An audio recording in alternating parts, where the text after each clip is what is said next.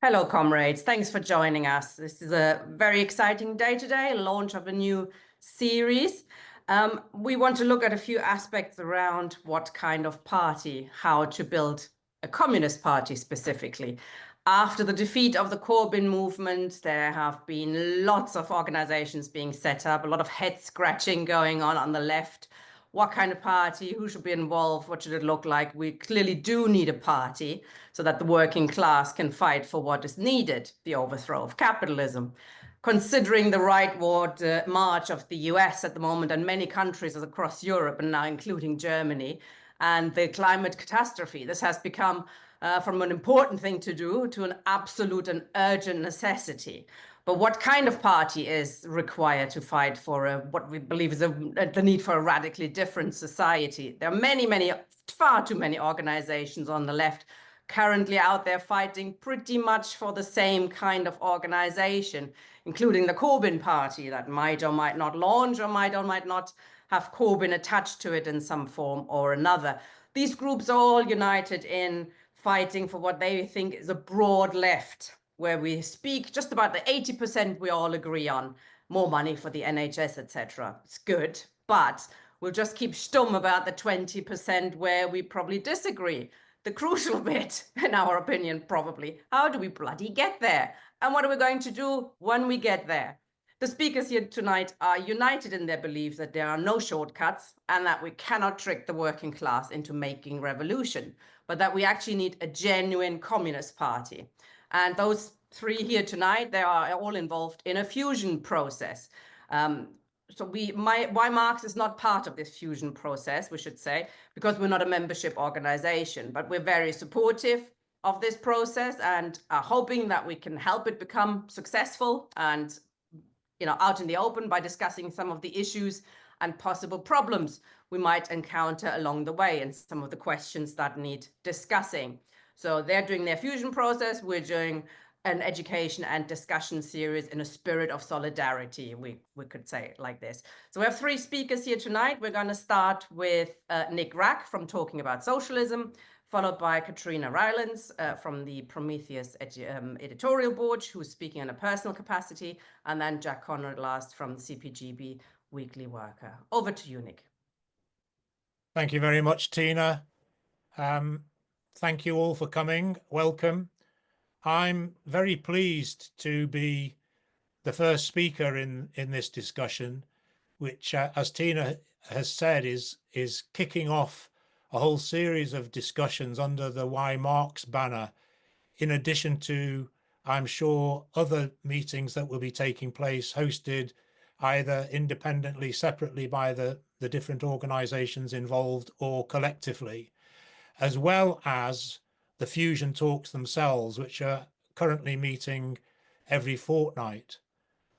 So from my point of view, and the position of talking about socialism from a Marxist point of view, we think that the beginnings of these talks are very important, without exaggerating things, and we're very excited about them. We think that if we are able to achieve even a small coming together of communists into something bigger than the component parts of these talks, then we will have achieved something very important and will be a significant step, we expect and we hope.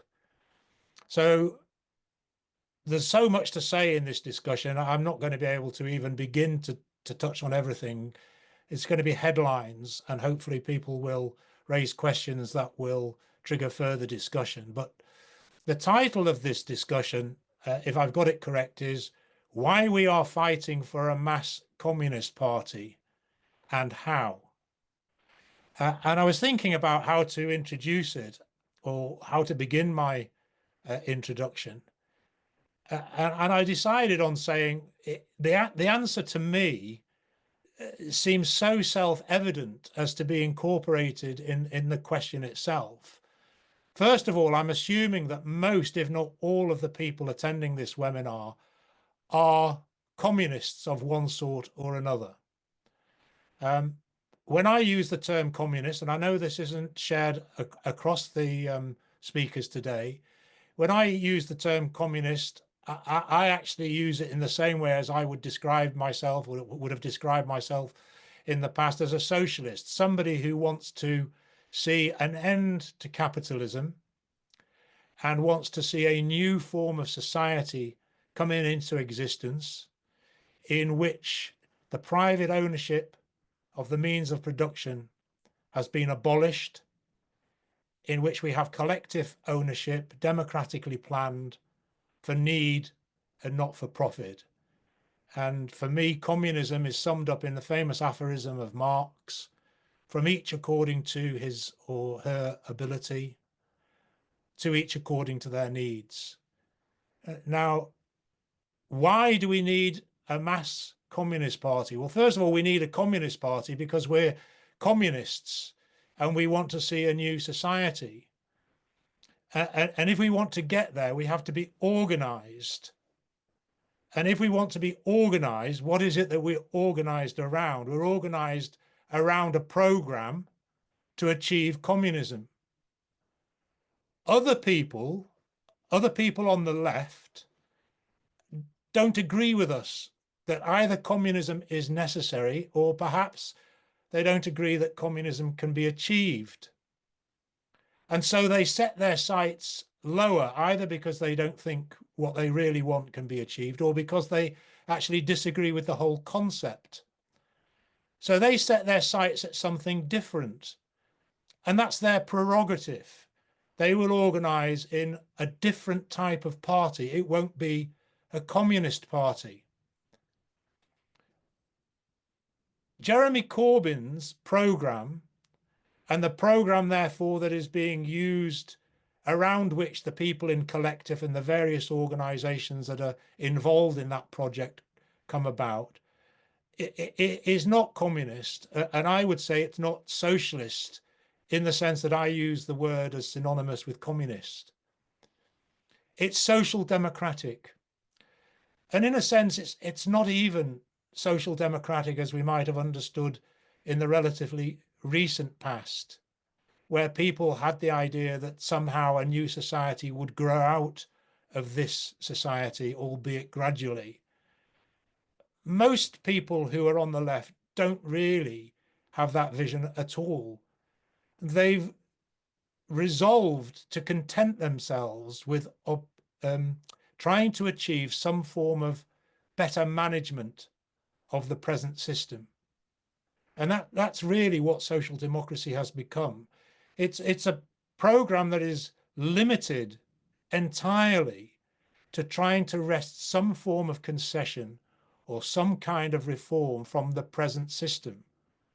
Now, communists, of course, want reforms. We want concessions, but that is not the limit of our aim. Our aim is to get rid of this system entirely.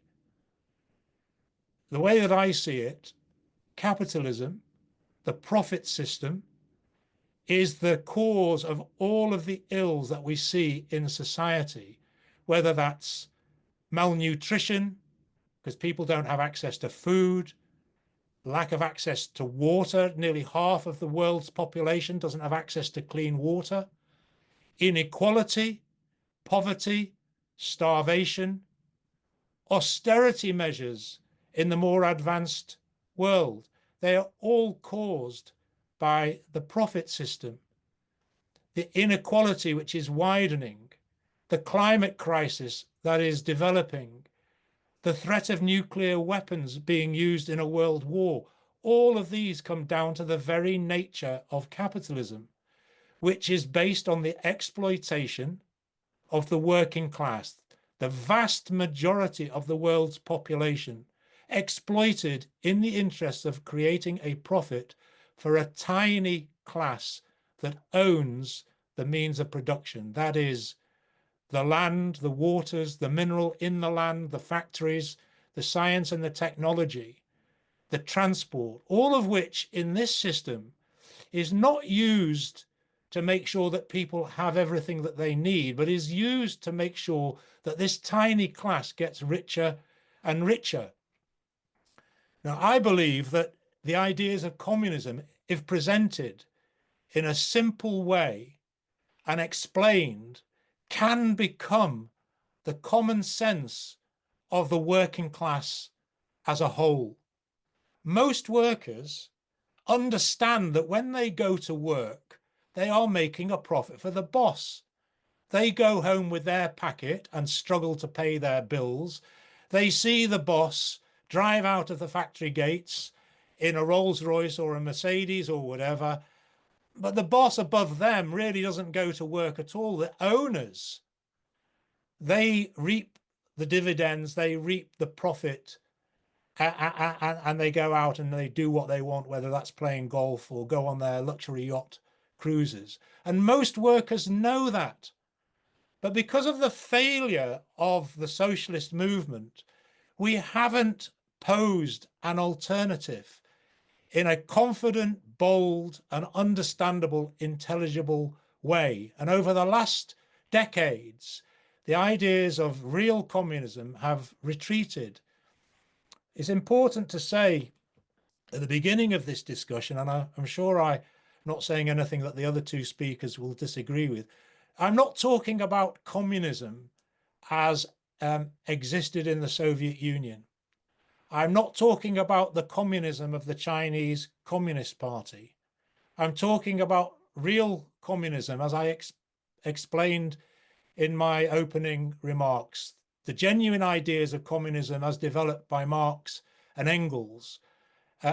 And those are the ideas that we really need to bring up to date and apply in the modern world and show a way forward. In the absence of a communist alternative being presented confidently, boldly, positively, then it's not a surprise that workers who see deprivation, degradation, no way forward for themselves or their children or their grandchildren are seduced by the rotten right-wing arguments of organizations like Reform and further to the right.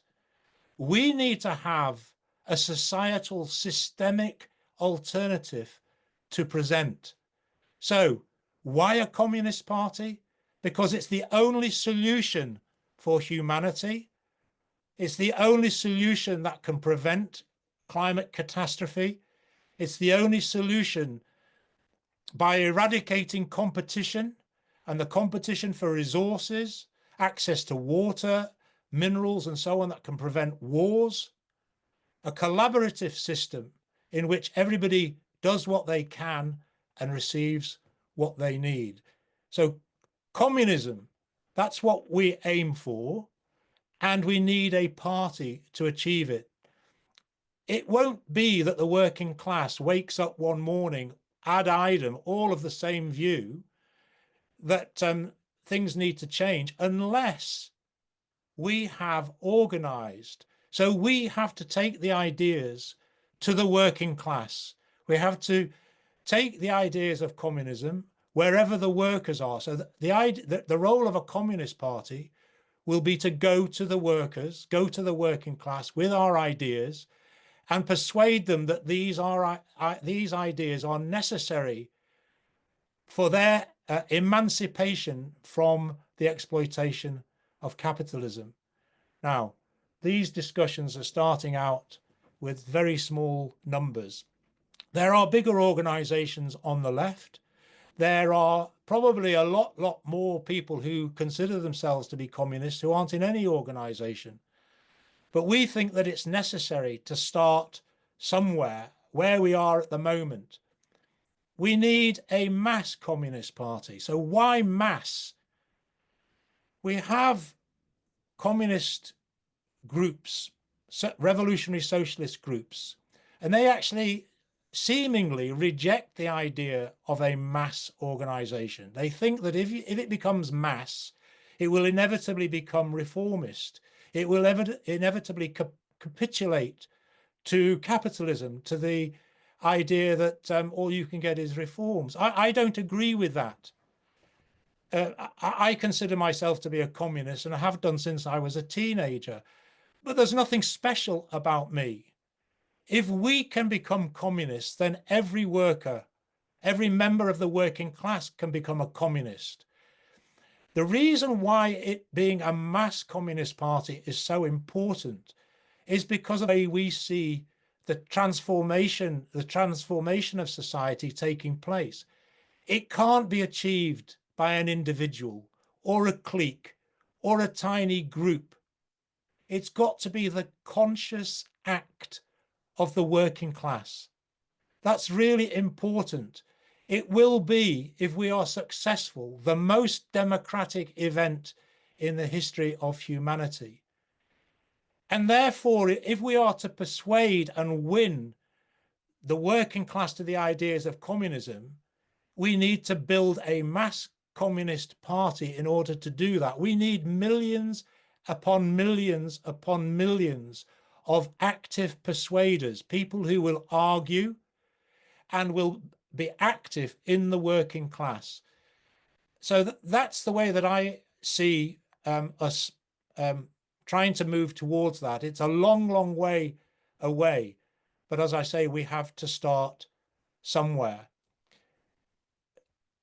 If the leaders of the existing revolutionary socialist or communist organizations were serious, in my opinion, they would already have initiated discussions between the different groups, saying, how can we collaborate? How can we work together? How can we fuse into one single organization so we don't duplicate our work, so we don't unnecessarily tread on each other's toes, competing to recruit the same people?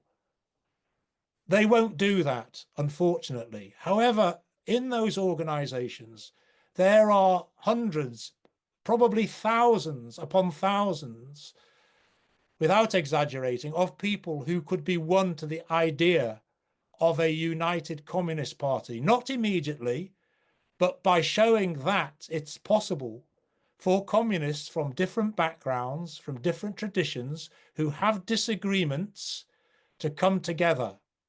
And that's what we're embarking. We won't agree on everything. And that's why a communist party, a real communist party, has to be democratic. It has to have the room for people to express their views. In fact, it would be incumbent, obligatory for people to express their views. And there'd be a debate on the basis that everybody in that party is agreed on the need for that revolutionary transformation of society, the abolition of capitalism, the emancipation of the working class, the expropriation of the expropriators. And therefore, any disagreements within that are in that context. I do not agree with the broad party project, the idea that communists should basically put their shoulder to the wheel of social democracy, really a version of liberalism. We do not want to manage capitalism. We want to abolish it. Thank you. Thank you very much, Nick. Over to you, Kat. Thanks, Tina, for organising it, and yeah, appreciate the introduction Nick gave as well. I obviously didn't know exactly what other people were going to say, but luckily we've not covered the same ground, so that's good. I'm going to focus on the second part of the title. So the title is sort of why are we arguing for a communist party, a mass communist party, and how do we get there? So I'm going to focus on the questions. Obviously, not got all of the answers, but the big questions and the different maybe ideas or strategies that are contained in how we actually get there, and the questions that pose us right now. I think some of them we probably, you know, all of us on the panel and in the meeting, we'll probably all have pretty clear answers on some aspects of it, what it does or doesn't look like. But then there's going to be some of the, I guess, more practical questions in the immediate of how we push forward with this process. Well, actually, there might be different strategies, different ideas of how we can push that forward. So I'm going to try and cover as much of that as I can within the 15 minutes, but anything that I don't cover, hopefully people can continue to pick up these questions. Obviously, I think fundamentally, the thing that we need to win over is we need to win over this conception of the party. But, you know, for myself, I guess I am very concerned with actually what are the practical tasks in front of us of how we can push this forward, because I do think that there is a lot of potential for it right now. Just, I suppose a lot of it's anecdotal, but just what I see myself in the movement around me, the conversations that I have with people, it looks a lot more politically advanced in that sense than what I experienced maybe like 10 years ago, in terms of when you're talking about the party, when you're talking about the basis upon which the party should be organised. There seems to be a lot more ground for making these arguments. So I suppose I am concerned about how we can take this forward and what kind of work we might need to be doing to push that forward. So to start off, when we talk about the formation of a mass communist party or what might be required to do that, is usually talked about as being a top-down process. So I think it's very important to clarify exactly what we mean by that. What do we mean when we talk about it as a top-down process? Obviously, I think for all of us, we're trying to fight for a world of liberation and freedom from domination. Obviously, it's not the kind of thing that we like to hear, top-down process. But I think we have to be very clear about what we mean by that. So it is not a minority having the say and directing the process and getting to make all of the decisions. What we mean fundamentally when we talk about it in that way is that politics determine organisation. So we begin from that process of political clarification, that process of political discussion, in order to outline, first of all, our fundamental strategy, how, you know, when we say that we want to see the social transformation of society as a whole, what is the strategy by which that is achieved? So we would usually think about that and express that as being the working class seizure of power. People might have different ideas about exactly what that looks like or what that means, but that's what we're talking about, expressing the fundamental strategy upon which we see society being transformed. It's also laying out the principles that we think are necessary in order to forward that strategy and the work that we might need to do to carry that forward. So that's what we're talking about. Expressing those politics then determines how we organise, the basis upon which we organise.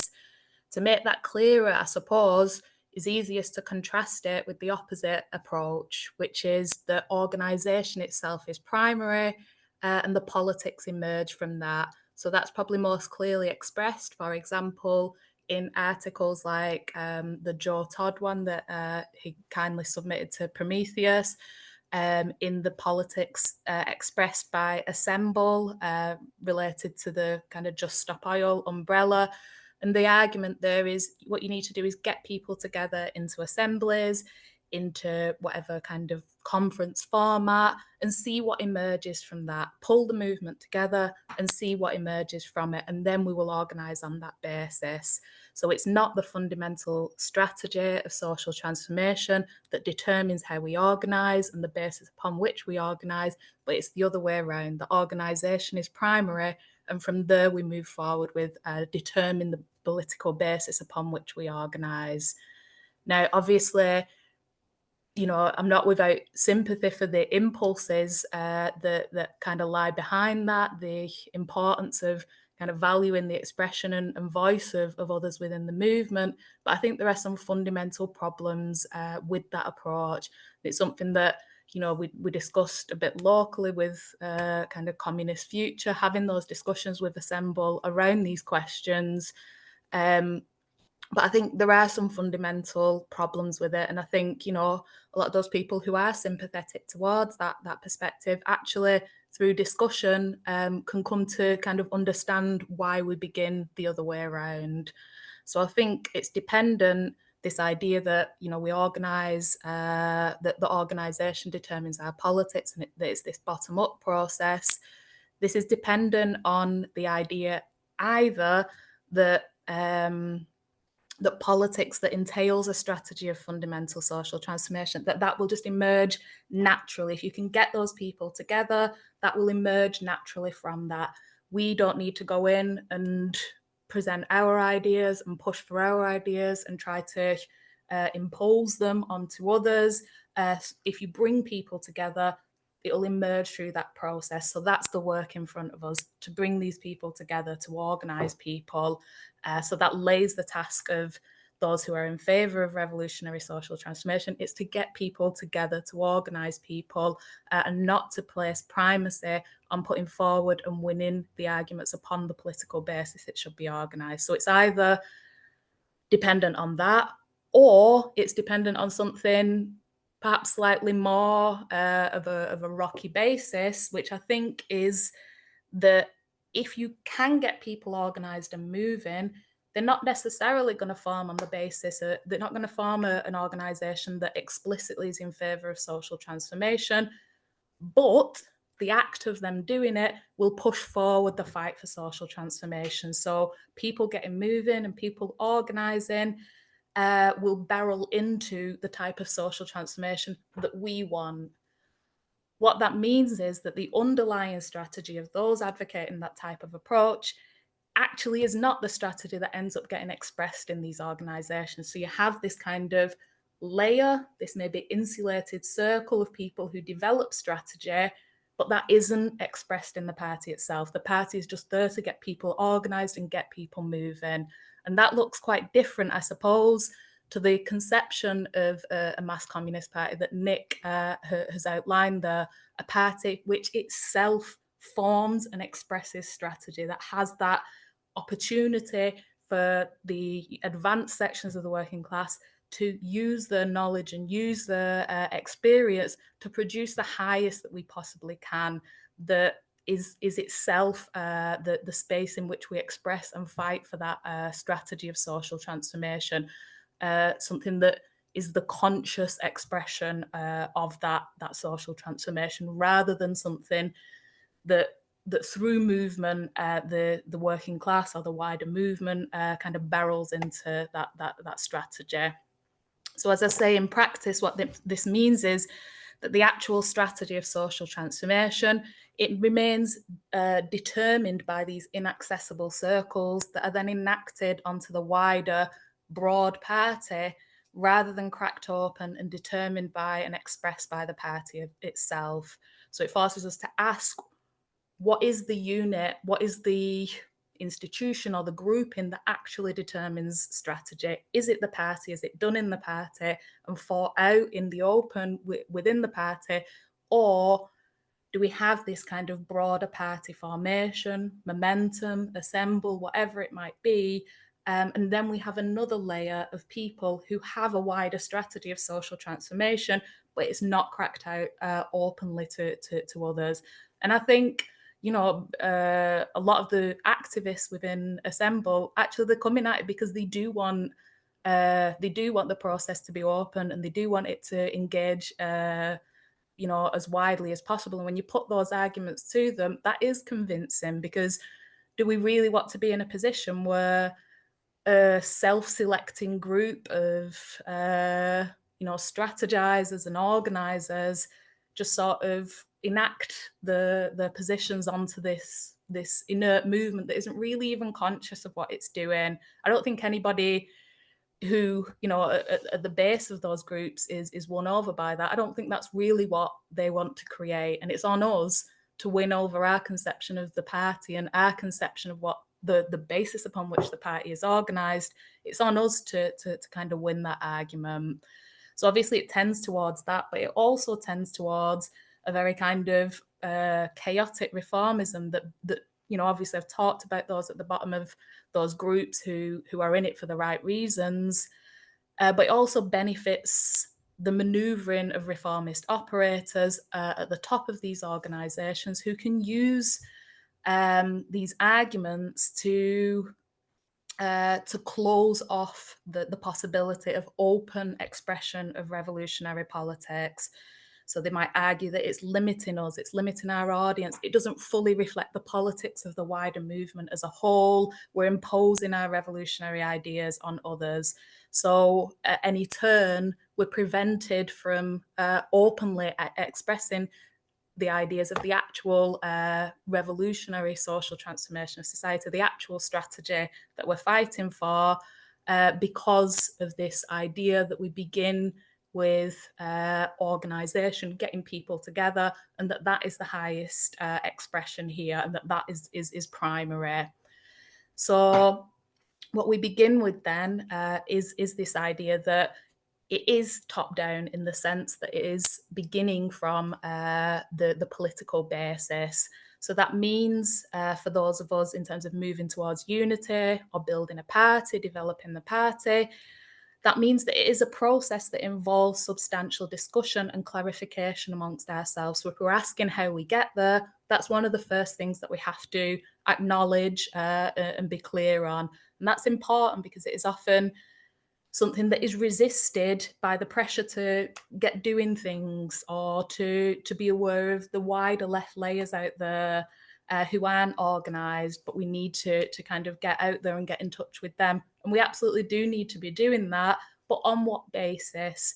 And what this kind of conception of how we move towards this position, what it's doing is saying actually that process of political discussion and clarification amongst ourselves, amongst the left as a whole, that is fundamentally important to us, and that we do need to put time aside for that.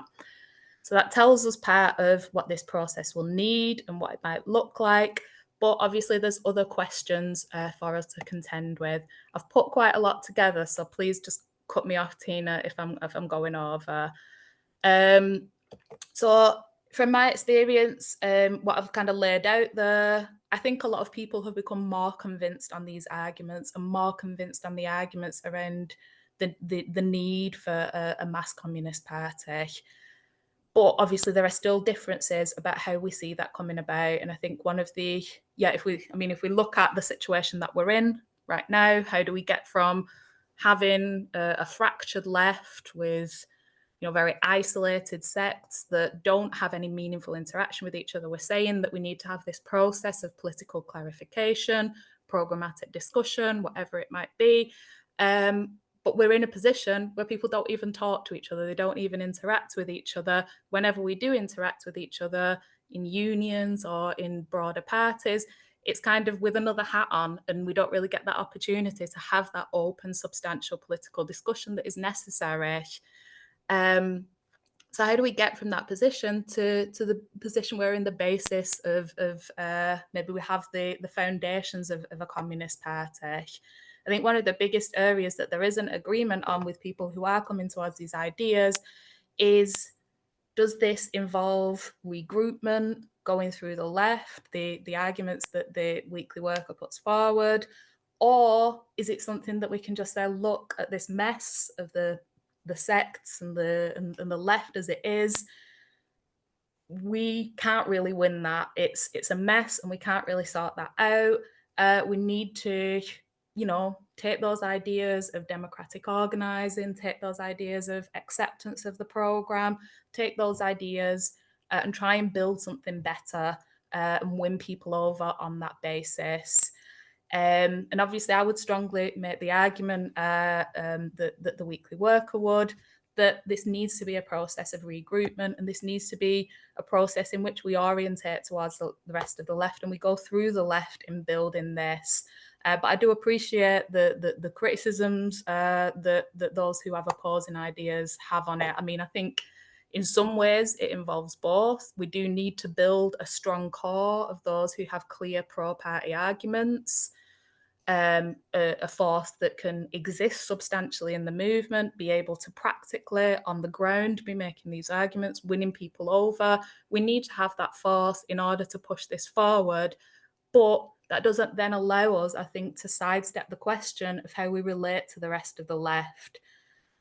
From my perspective, I look out at the rest of the left and I see us essentially as being parts of an unformed party that might go through a process of splitting, coming together in some parts, but that's the basis upon which we will form something meaningful. if we imagine ourselves to simply be the ones who can do it better this time or properly, and we can emerge above the rest of them, I think that's, it's, obviously I think that there are fundamentally, good arguments that will help us do that in terms of democratic organising of the party, etc. But that's also what every other sect thinks. Every other sect out there thinks, well, we can just be the ones to push above it. And that doesn't really wash in practice within the wider movement, because people will end up getting filtered one way or the other into any of these sects as they develop. And it doesn't really enable us to overcome the situation we're in. Continually, good communists are getting recruited over and over again into these sects. We're not getting away from that position by separating ourselves out from that process.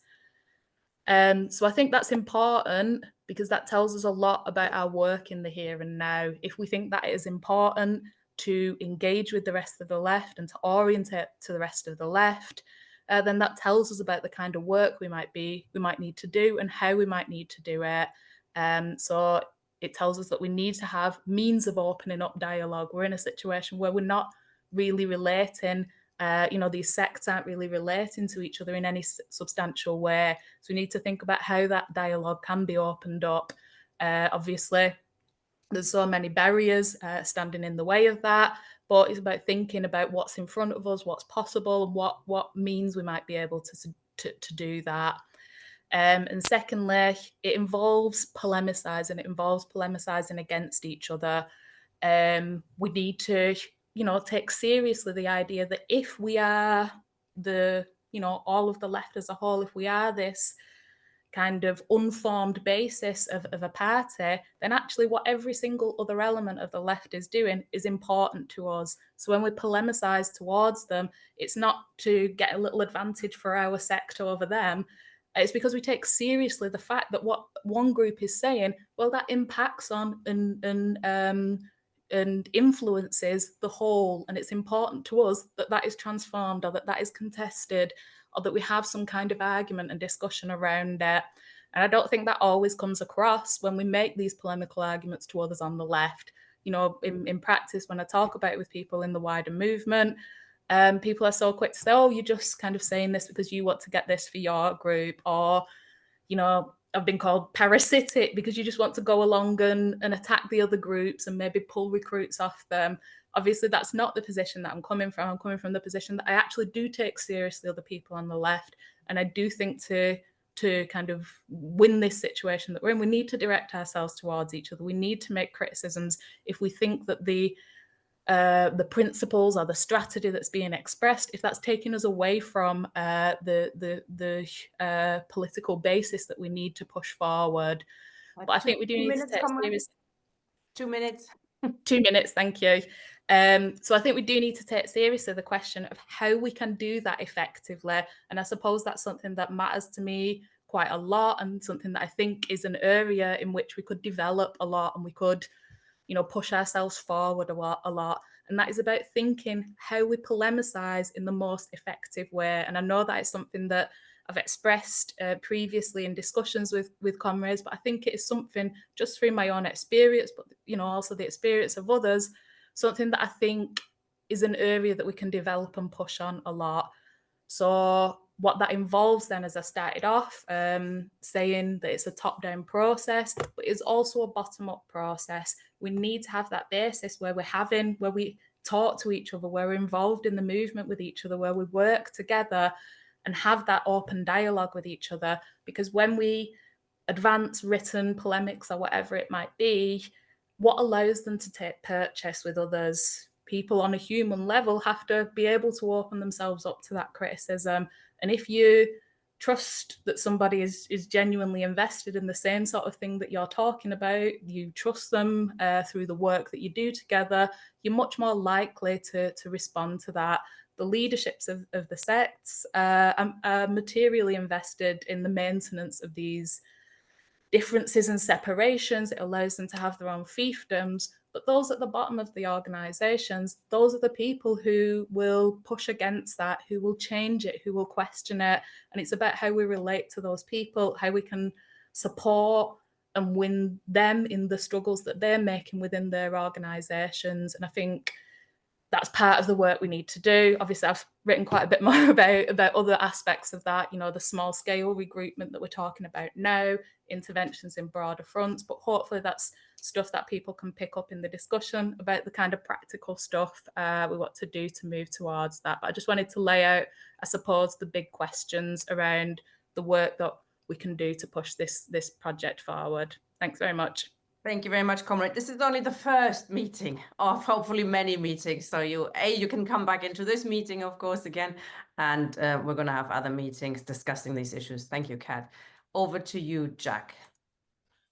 Yeah, thanks. And I think it's going to be a very useful series of meetings, long series of meetings. And I hope that our discussion in Forging Communist Unity will also be productive. I'm sure they will be. Just starting off with the sort of why, just looking around the world, just listening to Donald Trump talking about Gaza, just listening to what's going on in Ukraine, just listening to what's going on in terms of, fires and flooding and global warming. That's why we need a Communist Party. That's why we need a mass Communist Party. The situation, I think, that we need on the one side to have a degree of patience. There we are, we're small groups, we're looking at the left, and the temptation is always there, I think, looking at the situation. There must be a shortcut. And if I knew a shortcut, quite frankly, I would have taken it. If someone can tell me what the shortcut is, I will take it. But I think that we have to have a degree of patience. And this is the sort of paradox in terms of where we live, or, the conditions of where we live. That on the one side, we're saying a mass Communist Party. And yet there's this urgency in terms of climate, war, the threat of nuclear war, genocide, ethnic cleansing, you name it. So, the fact of the matter is, I don't think there are any easy roads. I think it's going to be, relatively speaking, a long road. I hope it's going to be as short as possible, but it's also got to be as long as necessary. So I think, as I said, that we're very aware in terms of forging communist unity about the forces that we're talking about. We're talking about handfuls, and it would be ridiculous to pretend anything else. But the key question, I think, is the message it can send out. And if we are successful, as I think we will be, this will resonate with the rest of the left. And although, Nick, you were talking about communism in that sense being a minority view. Well, clearly it is on one level. But on the other hand, you and me and everyone else on this call, know that if you talk to so-called ordinary people and you say, well, production on the basis of need, consumption on the basis of need as well, putting in your due effort, not expecting, some fabulous return. Most people actually turn around and say that's a good idea. And the problem is what they then say is, well, how are you going to get it? And then they also say less now than they used to. What about Russia? And I do think that Russia, the Soviet Union, Nick, you sort of referred to it quite rightly, because we've got to show that was an abomination that has cost our species, our class, a huge amount. It was both a huge leap forward, and yet it also threw us back, and it's tainted us. And that's been a huge problem that isn't going to go away, because if we start being successful, you know perfectly well that the bourgeoisie, the paid persuaders, would be unleashed upon us. So we need answers. And I think this is the importance of theory. This is the importance of sophisticated ideas. So we need both easy ideas. We need both agitational ideas, but those ideas have to be backed up with a real accounting of what went before and why it went wrong, and why this time what we'll be attempting will be different. And I think, you know, that that's why program is important. Program not just sort of plucked out of thin air, but program developed precisely through a process of criticism and ruthless self-criticism of our past efforts. So it's no good turning up to people and say, well, look at me, I'm an honest guy. You know, look at me, would I do anything dreadful? Sort of shucks. No, of course not. But we need precisely explanations of why things went wrong, why good people did do terrible things. Okay. So in terms of our other problem, and this is the whole question of easy routes. I did notice on the chat, one of the comrades said that what we need is we need to study the transitional method or the transitional program. I'm not quite sure which. And I have, believe me, I have. Of course, I've read it, but I've also studied it, and I've also criticized it. And I think that the problem precisely on the left lies there, that this program written, I would guess in haste by Trotsky when his forces were minuscule on a global scale, when he could see World War II coming, of where he could envisage the possibility of a socialist revolution, but where's the party? Where are the forces that can deliver it? And I think he fell back onto spontaneity. And I think this is the problem with so many groups, is they imagine that actually what happened in 1917 wasn't the Bolshevik Party re-winning its majority. I'll say that again, re-winning its majority in the working class, a majority that was proved in 1905, 1906, 1907, was also proved in 1912 in the elections to the terribly undemocratic Tsarist Duma, and was proved in the course of 1917. The transitionalists, our SWP comrades, our SPEW comrades, our resisting anti-capitalist resistance, I can carry on down the list. They all imagine that the Bolsheviks emerged as something like them, from exile in February 1917, and went from being a tiny isolated group to being the majority, and were sort of catapulted forward by the revolutionary situation. And I also noticed precisely in that context, one of the comrades commenting that you can't have a revolutionary working class in a non-revolutionary situation. I think that's just disproved by history. If we look at, the inspiration for Russian social democracy, I don't think there's any doubt about it. It was German social democracy, which was described as a state within a state. German social democracy was the biggest party in the Reichstag.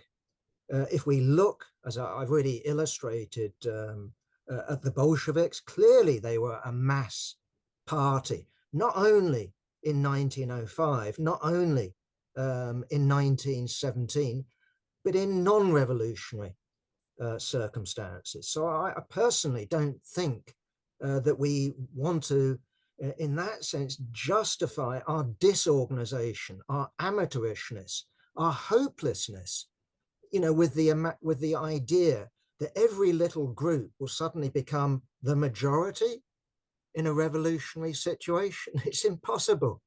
What will happen in a revolutionary situation is, one, we'll all grow a bit bigger, I'm sure, but we'll all remain sects, we'll all remain fragmented. And then we'll be in a situation that the revolutionary situation is resolved, but not in a positive way, but in a negative fashion. So that's my fear. That's why I think actually polemics, argument is necessary. If it was just a question of spontaneity, if it was just a question of backing strikes or backing the comrades, you know, around just say no to oil or other such very worthy campaigns, we would have had socialism, you know, decades ago. But look at us now. The demand, you know, the need for socialism is certainly there. It's increasing, you know, with every day that passes. But our seeming ability to organize anything effective that could have any hope of delivering it is further away than ever. Okay, just a couple of other points. The party that we must aspire to needs to be mass. That's absolutely right. And to be mass, it's got to, you know, have one, some sort of situation of where comrades can argue out their differences, genuine, legitimate differences. Sometimes they'll argue out their differences fiercely. But if you don't have that, what you set up is precisely what we've been plagued with over the last 50 and more years. And that is, if you have a disagreement, either the leadership kick you out, or if you have a disagreement, people view it as, well, I have a disagreement, I'm walking out, but with this idea that you're going to set up the true sect, that when the revolutionary situation comes, it won't be the other 50, I should put it, 56 other varieties that will grow. It will be your sect alone, uniquely, that will grow into mass proportions. So we need democracy. We need space to argue. We need space to argue through serious ideas in a serious way. If we don't have that, then I think we'll get nowhere. I mean, and just to illustrate that, if we look back at these mass parties that I've referred to, you know, argument, polemic, not just between them and other groups, but internally was the norm. You know, if you look at Lenin's collected works, yeah, of course, there's lots of polemics directed at the Mensheviks and the socialist revolutionaries. You know, I haven't done a sort of statistical analysis, but there's plenty that are directed internally. And what went for Lenin also went for other Russian leaders. What went for Russian leaders also went for German leaders. So this is the sort of historic tradition, at least I would refer to. Of course, we've got to be critical. I've already said that. We all know what happened to German social democracy in 1914. We all know what the Russian Revolution produced. So we need both criticism, but we also need to be learning from the best achievements, the highest achievements of the past. And talking about learning, I mean, I agree with Kat. Here we are, we're small numbers. We want to go out, we want to convince the majority of the working class. We're saying that program is key, you know, ideas are key. But we also need to recognize that in struggle, you know, the masses will teach us. They'll teach us a huge amount in terms of creativity. They will become leaders themselves. And, you know, I've already mentioned the Soviets. It wasn't the Bolsheviks that thought up Soviets. My understanding is that initially the Bolsheviks, Lenin not least, would have been horrified by the idea of Soviets, you know, the spontaneity. Nonetheless, in the end, what we have is the Bolsheviks, you know, coming to power precisely on the basis of the slogan, all power to the Soviets. Again, something that almost certainly wasn't concocted in the Central Committee, certainly something that arose spontaneously in the worker mass who'd become increasingly Bolshevik. Either way, the point is there that what we're talking about, of course, has an element of top down. It can't have anything else. But it also involves, in that sense, a dynamic that unleashes creativity at every level of the working class, both in terms of generating ideas, generating artistic expression, generating worker leaders. So this is the sort of party that I think that we have in common, that we're aspiring to. Is there anything else? I don't think so. I think that would do. I think that would do me, and I'd be very interested in terms of what comrades on the call have to say in response. Thank you. Thank you very much, comrades. So I suggest we're gonna, I'm gonna ask a couple of questions of the panelists, and perhaps you want to, while answering, could get back at each other as well, if you have something that you wanted to raise that you heard from one of the other speakers as well. And comrades in the audience, is, by the way, there's been over 100 already, so it's we're 93 at the moment, but we had close to over 100. So that's very good, very interesting. I think a very interesting discussion we're having. If you want to speak, please click raise hand, and I can bring you in. You can ask a question. So, I mean, the crucial question perhaps is, and Jack mentioned that, raised that at the end a little bit, is how do we deal with differences? How do we avoid when Nick and Jack or Kat and somebody else have a difference, or even other people?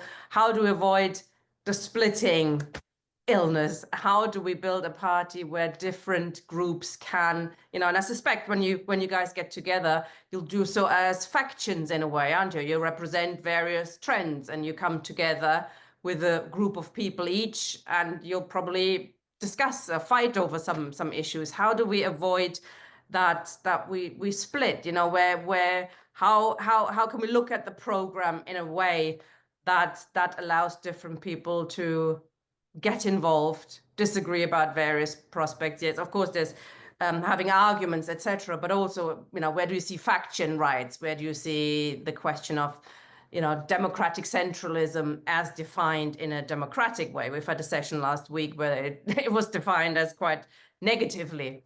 Nick, can I ask you on that? How do you think the party, in the fusion process, how does it deal with differences of opinion? Well, I don't know how it's going to go in the fusion discussion, so that's to be seen. But I'm sure there will be differences. I know that there will be differences because I'll be raising some. But I'm hoping that the discussions will be amongst serious comrades. That means that people will fight their corner. And I hope that where there are differences, where there are disagreements, we see it on the basis that we're fighting. We're fighting because we think those ideas are correct. It may be that we're persuaded. It may be that we're not. Ultimately, I want to see a situation where we can fuse into one organization. And it may be that some people, maybe myself, are in a minority in that. But that's an inevitability on occasion.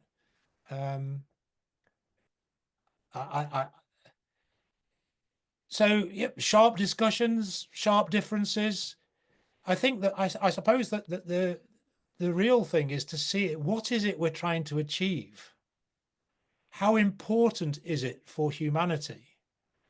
And if we see it in that context, and we understand that in order to achieve what we want, we need a mass party, and it's going to be democratic, then we're going to have to swallow being defeated in votes on occasion, and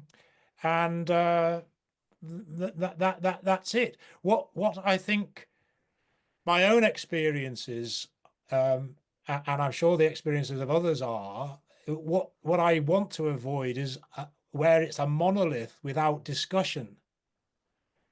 You know, I'm sort of long in the tooth and I'm pretty pachydermous, thick-skinned, so I can take it.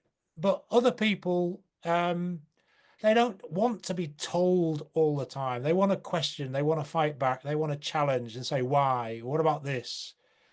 I have to say, looking at some of the comments in the chat, it says that some of the differences are real differences. I don't buy that. I don't buy it. I think the differences that exist between organizations like the SWP or the RCP pale into insignificance against the task that both organizations should be prioritizing, and that is building a mass force and creating the structures and the democracy and the culture whereby the comrades in those organizations challenge one another. And if decisions are taken that turn out to be wrong, then they can be corrected, but they can only be corrected if you've got the ability to challenge and raise your arguments. I mean, Jack's just talked about Lenin's, you know, incorrect assessment of the Soviets. I mean, there are other things that you could point back. I don't really particularly like looking back all the time at the Bolsheviks because, you know, a lot of the stuff is not particularly relevant for the present period. But the question of learning from mistakes, you know, when do you boycott participation in elections, things like that, you know, you only learn from experience. It's not, it shouldn't be a question, well, you got that wrong, we're leaving. We got that wrong, how do we make the party better next time? I'm very encouraged by this. I mean, anybody that's followed my relationship with the Weekly Worker would think, why on earth are you going through this? It's because I think it's important. You know, I may disagree on this, that, or the other, but I respect communists who are serious and want to achieve something. So I've probably spoken for longer than I ought to on that. Thanks, Nick. There's actually a comment just made in the chat in a Q&A, and maybe I can ask you that, Kat. Is there a space for consensus decision making in a communist party, which is of course to the point of, you know, how do we deal with differences? Consensus, in my understanding, has always been used to shut minorities up, usually, because somebody somewhere is saying what the consensus is going to have to be, you know, and putting forward your opinion is usually then the one that ends up in the consensus. And if you disagree, you're being viewed as the troublemaker. What's your view on sort of consensus and decision making? Yeah, thank you. Yeah, I'm not in favour of it. I understand the impulse behind it.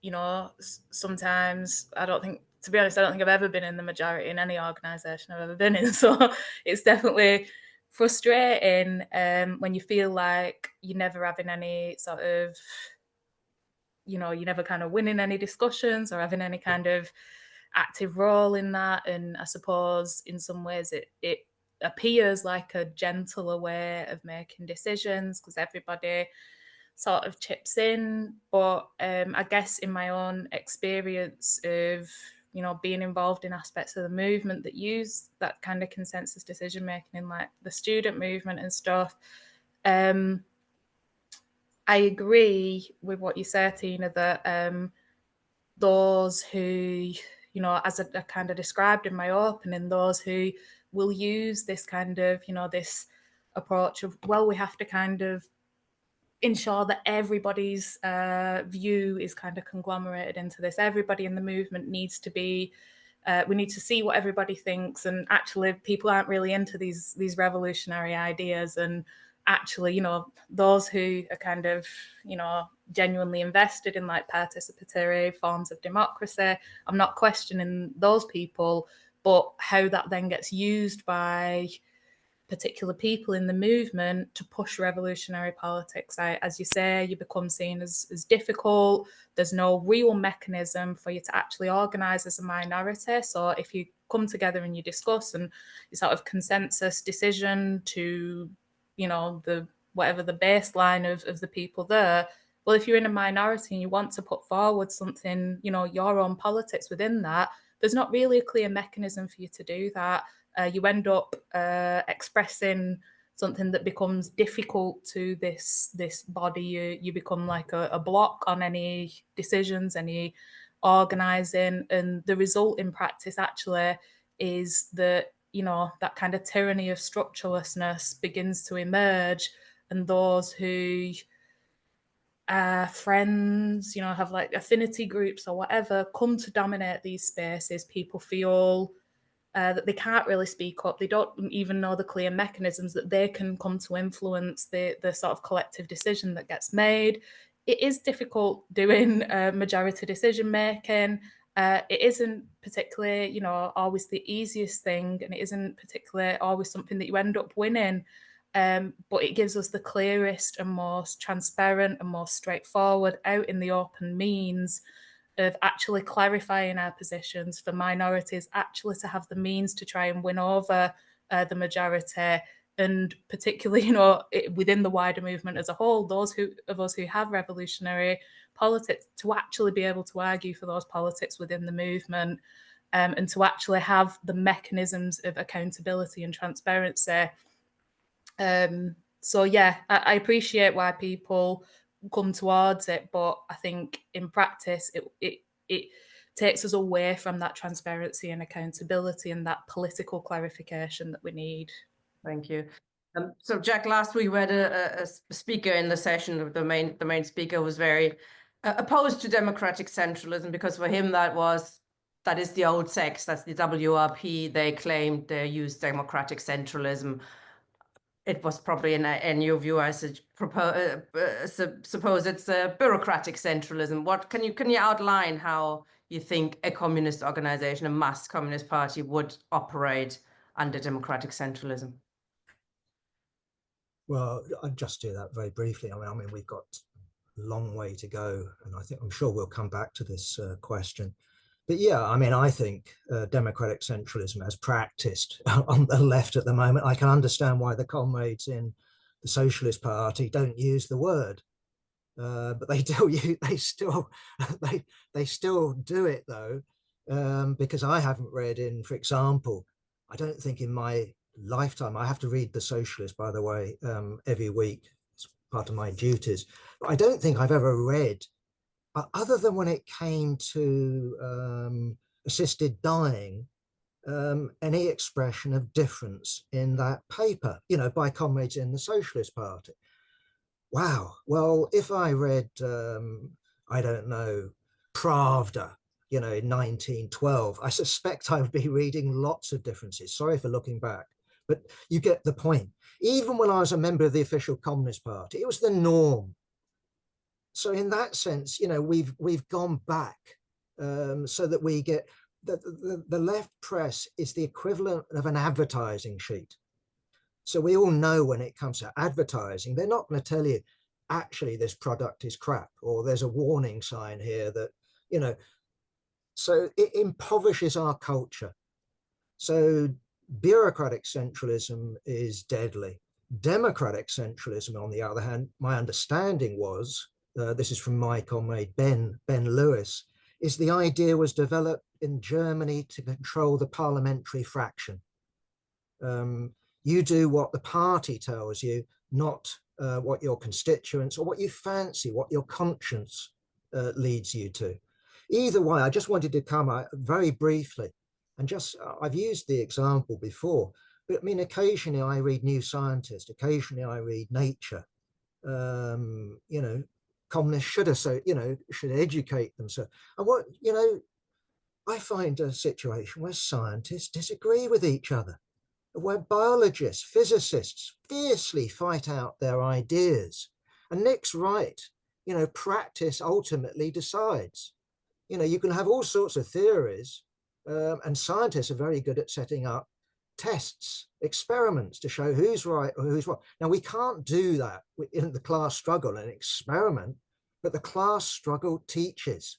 And hopefully any party that's worth its salt will learn from the class. So it's not a question of us being the great brains, coming along with these ideas, here you are, and expecting people to be, grateful. We need to learn.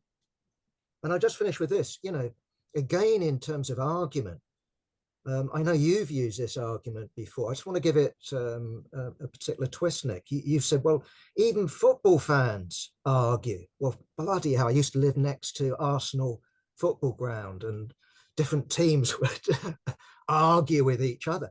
But if you go to the right pub, say the Arsenal pub, what do the fans do? They're all arguing with each other. What about the manager? What about this player? It's called being human.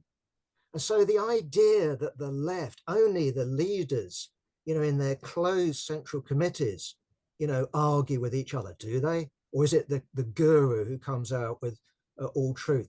No, human beings, because we all have different experiences. We all have, something to bring.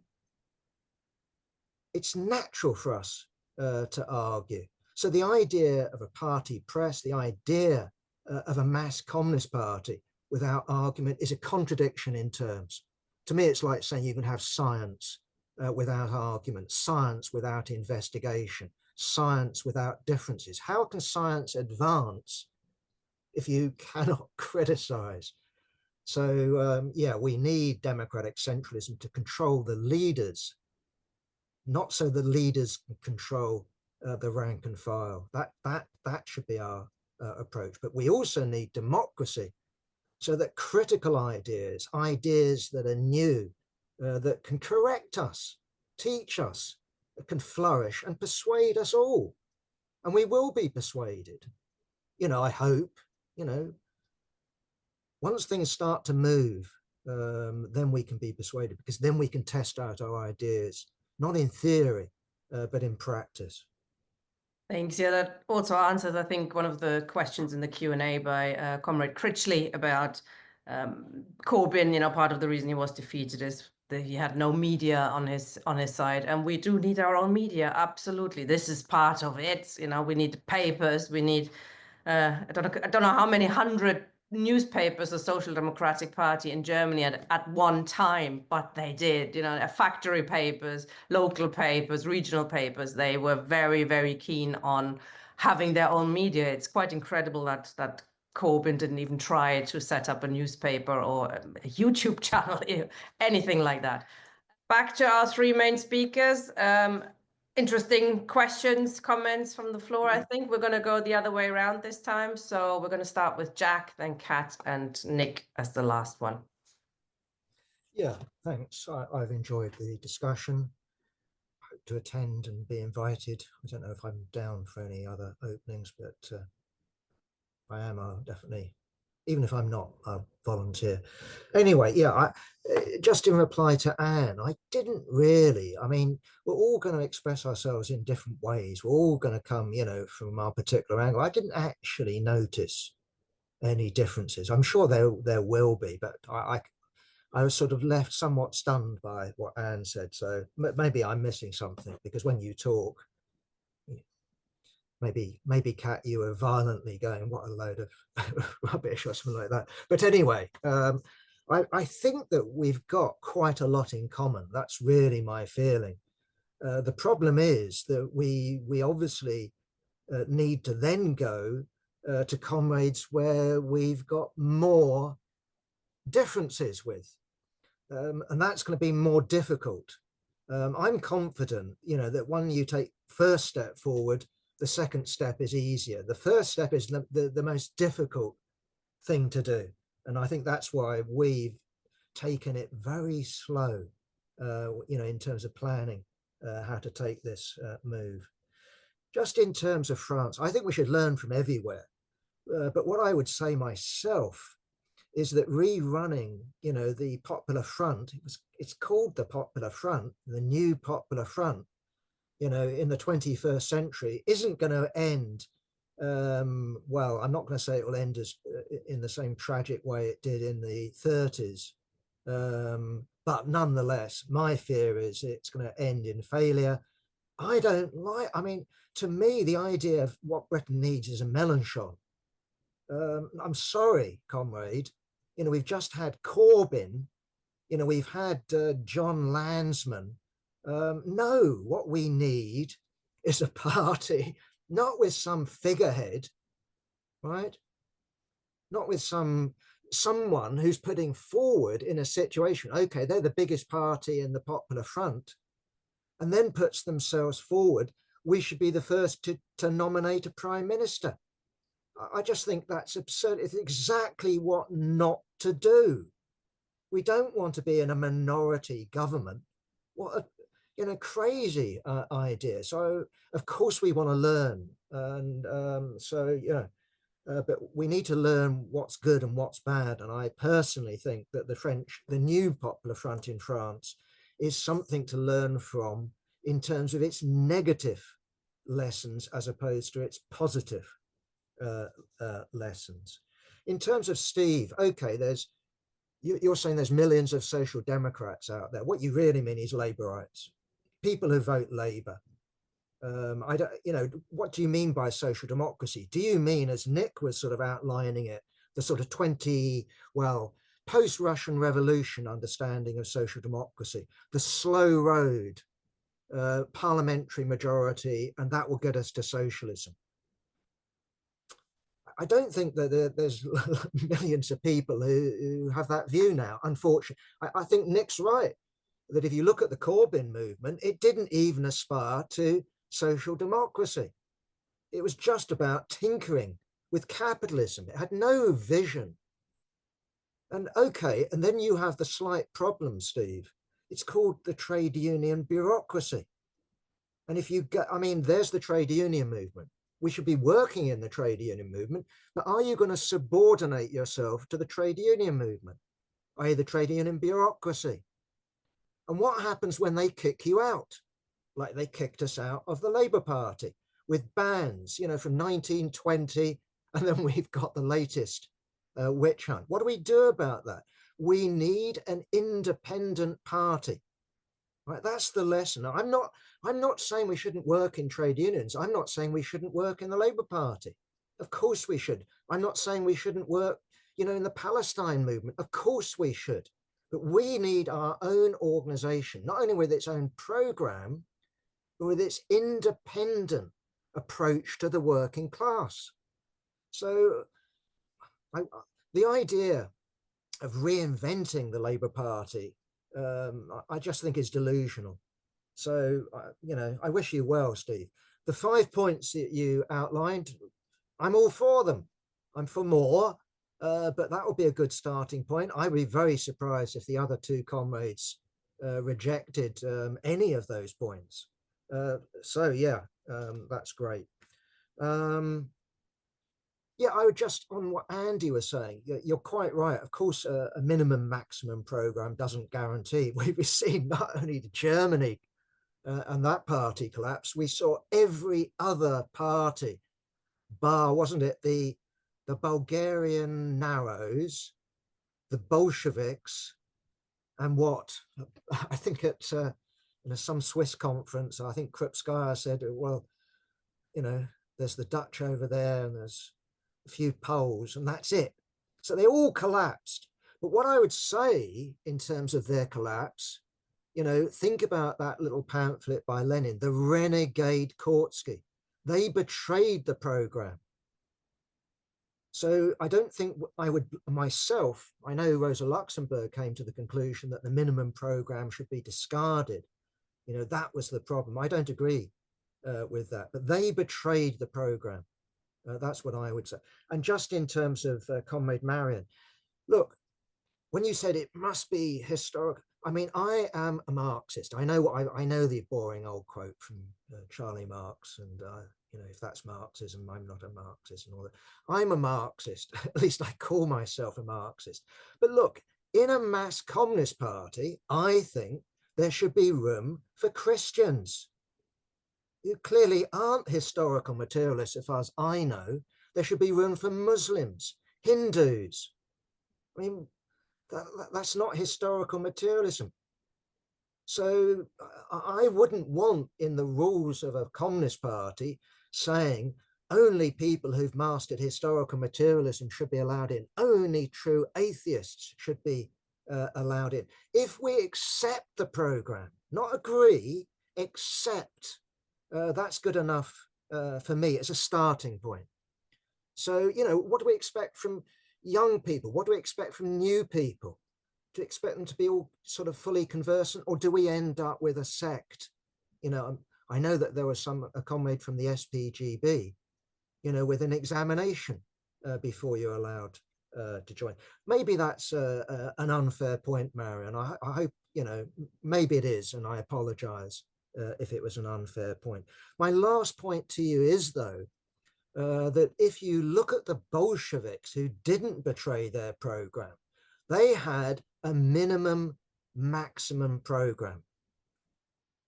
That was successful. That's actually what worked. They didn't have a transitional program. And indeed, if we look at Lenin, at least, and I think he was right, Bukharin advocated a transitional program. But if you look at Lenin in 1919, when they were going to redraft the program, he said, I think we should stick with the minimum maximum because we might be defeated. We might have to go back to operating under the conditions of capitalism. And the problem is with the transitional method is that either it adapts to existing consciousness and says we can't raise workers' militia now, or you can't raise communism now, because that's where the mass of the workers aren't at, and that's clearly true. Either that, or it justifies the split. And I got that from both you and Anthony. You know, I think you're reflecting the problem rather than coming up with the answer. That's my own view. You know, the transitional program's been around a long time. It hasn't worked. And I think that at least I can say, okay, with the example, I know the Bolsheviks, sorry to come back to that, but it worked. Okay, that's me finished, Tina. Thank you. Thank you.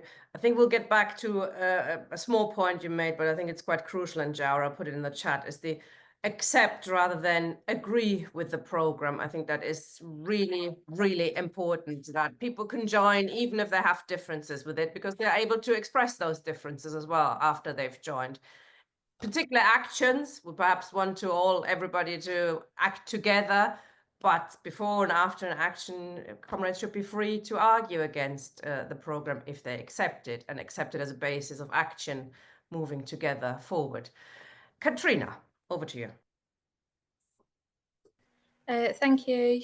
Yeah, thanks for the discussion points. Yeah, I suppose just briefly in response to Anne, I would agree with Jack. I didn't myself see a massive points of difference between what we were arguing. I think in terms of what I was expressing, I guess obviously I was trying to cram a lot in. Some of it might have been a bit rushed, but around the idea, I suppose the argument of like beginning from politics as the basis of how we organise and the basis of how we form our programme.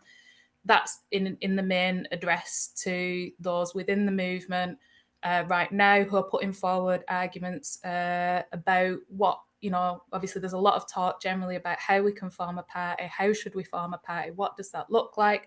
And that's one of the really kind of strong and often compelling arguments that I think does win a lot of people over, that what, you know, we're here with our programs in our little groups and we're shut away from the rest of the movement.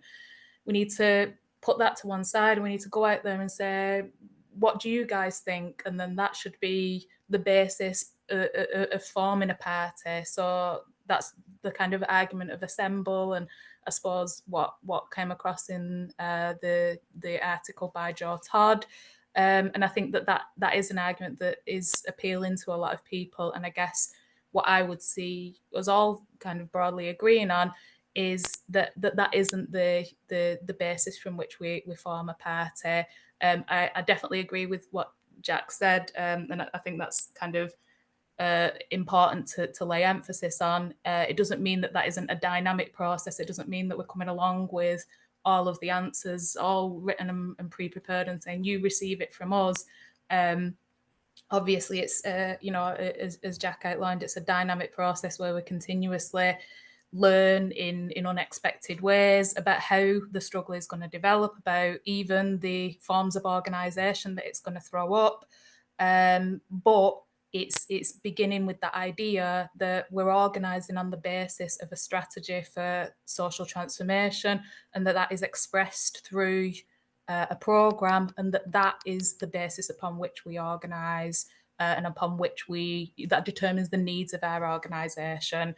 So I would, I guess, see that obviously I don't want to speak for people, but I think that there is probably broad agreement on that, where there might be more disagreements, might be around our practical approach in the here and now. So obviously in terms of how we relate to and how we advance these discussions with others, there might be some kind of disagreements around that. I expect there'll be some disagreements around that, in fact.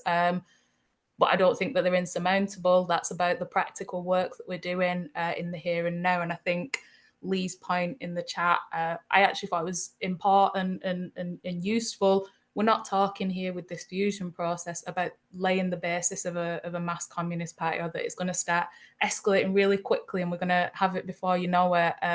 We're talking about hopefully forming a serious and kind of meaningful coherence of those who are making arguments and trying to advance this project of partyism, trying to, through this process, show in practice that this is something that, to kind of put the politics that we're arguing for into practice, to learn ourselves from this process. We can kind of write about that and put it out more widely, win other people over in practice. We can write as many articles as we like about why it's meaningful to have Marxist regroupment, why Marxist unity is a good thing, but showing it in practice and being able to demonstrate that in practice, that is something that is, incredibly, from my perspective, that's incredibly meaningful in being able to win people over to the type of arguments that we're making. What results from this process would be a small force, absolutely, no doubt about it. But it would be a cohesion that would be more than the sum of its parts from my perspective. It would give us something that would be rejuvenated through our critical exchanges with each other, that would have a kind of renewed energy, a renewed perspective on how to take this work forward. And it would give us a strong force, even though it would be small. I absolutely think that we could punch above our weight in pushing these arguments forward within the movement as a whole. But yeah, I don't think it would be wise for anybody to missell what is on the cards here. But that doesn't make it less meaningful to me in terms of pushing forward from the situation that we're in right now on the left.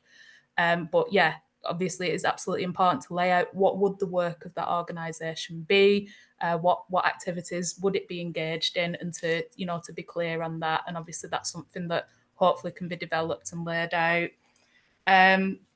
Just quickly on the point about the programme, I would absolutely agree that the basis from which we form the organisation is the acceptance of programme, not the agreement with every dot and comma within that. I think that's basically essential to have any meaningful organisation where we can have differences, and we can, if I have differences with aspects of the programme, I can fight openly for those, and I can try to win other people to that.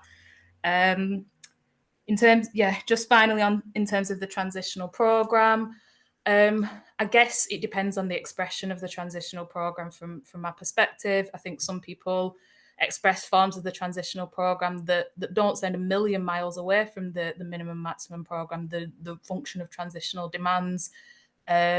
It's not to simply kind of like push and cajole people along into struggle.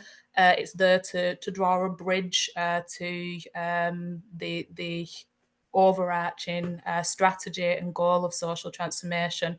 I suppose my biggest problem with the transitional program is the way it's applied in practice by the Trotskyist movement, which appears much more in practice like moving away from the idea of having an open, conscious, clear strategy of social transformation, and it looks more like using demands to simply get the class moving, and then once the class gets moving, then a small group can kind of jump to the head of that. And I think that, you know, when you look at, for example, I'll close it there. Thanks very much.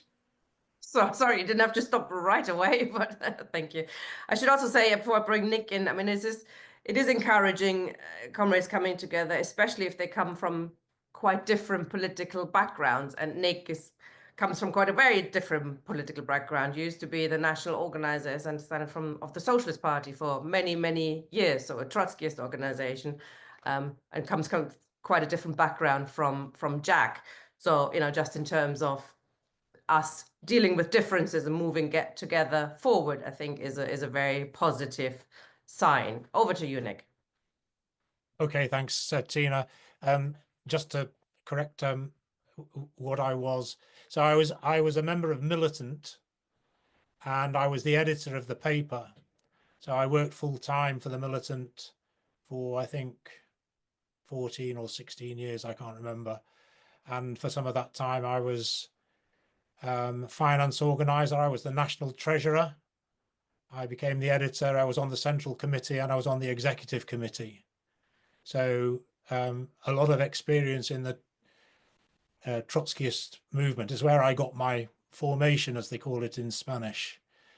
But I've not been involved formally since 1996. So that's another 30 years of experience in and around the Marxist left. I consider that I've been a Marxist and a communist, as I said earlier, from my teens.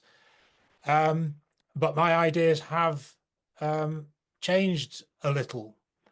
So there's so many points that have been raised both in the chat and in the discussion that it's impossible to deal with them all. I also am going to start with Anne's point. It may be that Anne's sort of got a, antennae that picks up things that the rest of us can't pick up, because I haven't heard anything from Kat or Jack that I actually disagree with. So that's the starting point. But the other point is that when we do grow up in these silos, and sometimes that's a complete matter of chance. We may start out, we're young, we're enthusiastic, we come across an organization, and that's where we end up. But we then end up, the word silo has been used, and we use words differently, we use terminology differently, we don't necessarily understand what somebody else from a different silo is saying. They may use the same word and mean something different. They may use a different word and mean the same thing. So part of the problem is overcoming that. And part of this process I see is actually people from different backgrounds, and I'm from a different background, and others like me, understanding what everybody means. I'm going to repeat something that I said earlier, and it was something raised in the chat repeatedly. I do not think that the majority of reasons that are put forward for the different organizations are at all valid or justified. They are largely to do with ego. We've got one organization that exists solely because of loyalty to an individual, no programmatic differences with the organization from which that person split. We've got different organizations saying exactly the same thing. And you wonder, what on earth is it, apart from ego, or whether it's of an individual or a collective? What's the point? Some people actually, to comment on something Steve said, some people prefer to be in an organization of 10 than contemplate the idea of being in an organization of 10 million. Oh my goodness. Some people would just prefer to be in a party with themselves than actually form a party. And this is the thing, we actually need to get over that. So I'm going to just deal with some of the particular points that have been raised, and it's probably because people don't know, they know about my background, but don't know what I'm saying now.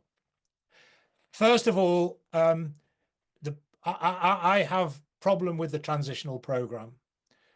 My first problem is that most Trotskyists don't apply the transitional program in the way that Trotsky meant it to be interpreted. They actually miss out the first paragraph, which is talking about the need for revolution.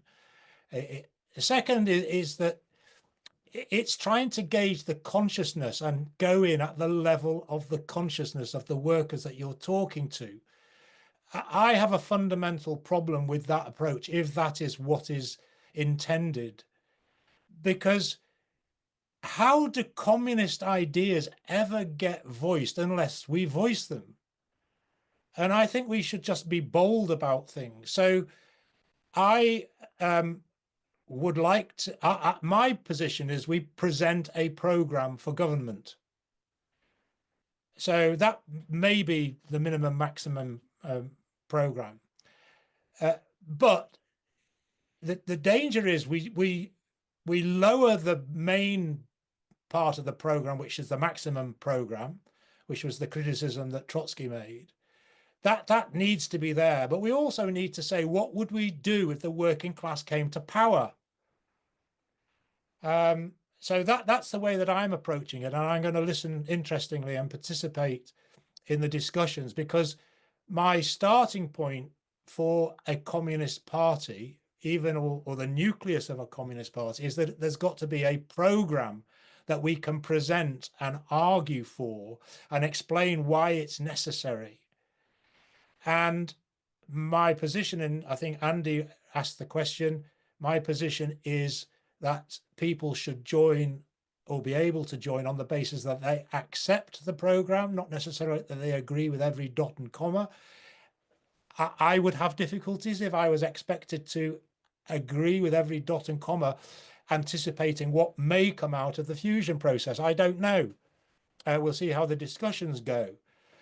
But the fact that I would have the right to continue to argue for a change, and of course the program itself is a living thing, because as Jack said, we learn from the struggle. And it may be that learning from the struggle means that we have to revise something. But what we should not do is hide our ideas. That's the most important thing. It seems to me that even revolutionary organizations, or organizations that claim to be revolutionary, have a sort of political schizophrenia. They're very, very revolutionary inside their own internal organization, or when they're speaking to another communist, Marxist, socialist. But quite often in the movement, they don't act like communists, or don't speak like communists, perhaps because they're worried about not being heard or not getting an ear, or because they're going to get rebuffed. Well, we just have to get used to getting rebuffed.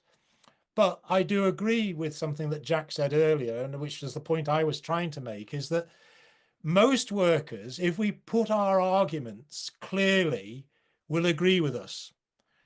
The question is, well, is it possible? That's perhaps the next difficult discussion. It is possible. First of all, it's necessary. And even if it was difficult, we can't shy away from it. In a sense, we're cursed, aren't we? As communists, we're cursed, because we know that communism is necessary. So we we have to do something about it, and sometimes it's hard.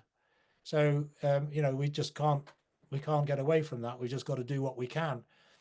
So we need to explain. And then the other question that was raised, I mean, sometimes, you know, people, me, you know, I can sort of say a throwaway comment and somebody will pick up it as a possible heresy here.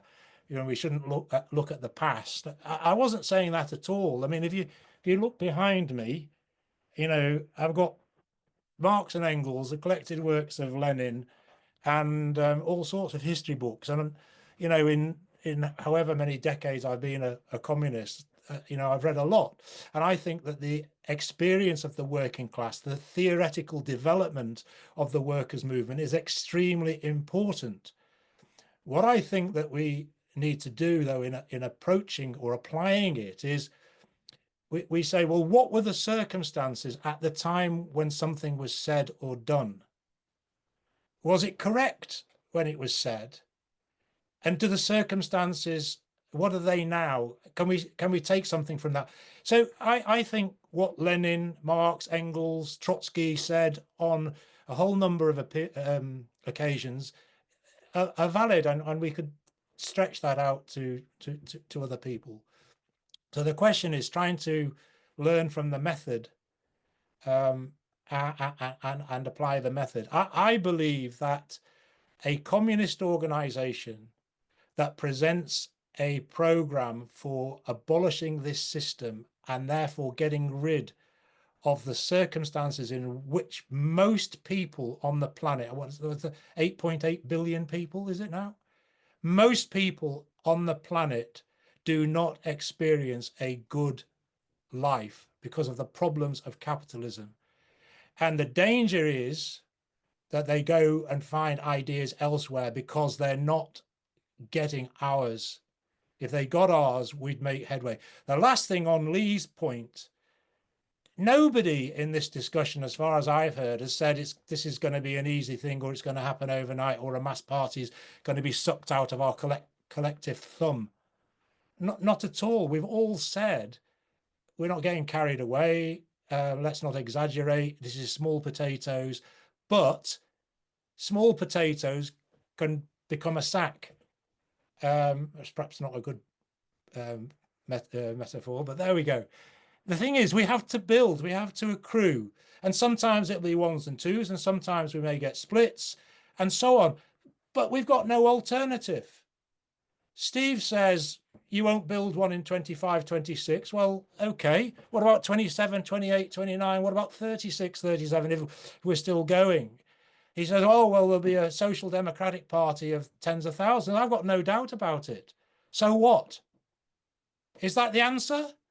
Should we put our efforts into building it? No, I mean, this is the start of the process. I would encourage people to follow it, you know, see whether you can get involved, listen, raise your criticisms. Now, the last point that I want to make is to those that would want to, some of those who we would want to be involved, who may have concerns about how it might develop, get involved and find out. And if you've got criticisms or concerns, raise them. Because if you don't raise them, then they can't be answered. Anyway, look, I'm quite optimistic and I'm quite enthusiastic about the process. And so I'm looking forward to see how it develops. Thank you very much. Thank you very much, Nick. Thank you, everybody, for participating. Really good discussion. That was only the first session. We're going to have about 20, 25 sessions already planned, which will be on our website very soon. Next week, Moshe Machova, who's not just speaking about Palestine, he's also he's a communist. You know, he's interested in building a communist party. So next week he'll be speaking about what kind of party, why, and we touched on this today, why we need a non-ideological party and a democratic party. This is the subject of accept rather than agree. Hopefully Nick will be able to speak as well. If not, we'll have another second speaker. And then the week after, we're going to have Kat Rylance and Marcus Strom. speaking about sort of broad left fronts and why we think they cannot possibly succeed and why we need to build something else. Thank you very much for a very interesting first discussion. Over 100 people in the session. Well worth doing. Thank you very much, comrades, and I'll see you next week. Bye-bye.